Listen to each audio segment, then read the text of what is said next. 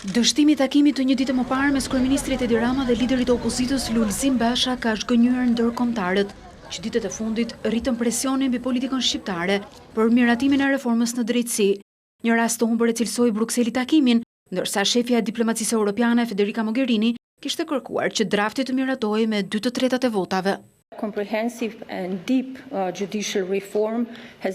Një reformë e thellë dhe gjithëpërfshirëse e sistemit të drejtësisë ka qenë një kërkesë e hershme e qytetarëve shqiptar. Kjo reformë është gjithashtu thelbësore për hapjen e ardhshëm të vendit drejt integrimit evropian. Takimi i djeshëm ishte një rast i humbur, por qëndrimi ynë nuk ka ndryshuar. Kjo reformë duhet të miratohet. Ne shpresojmë që kontaktet dhe bisedimet për këtë do të rifillojnë. Për ne është një reformë e rëndësishme dhe gjithçka që ka thënë komisioneri Han dhe përfaqësuesi i lartë e BE-s mbetet e vlefshme.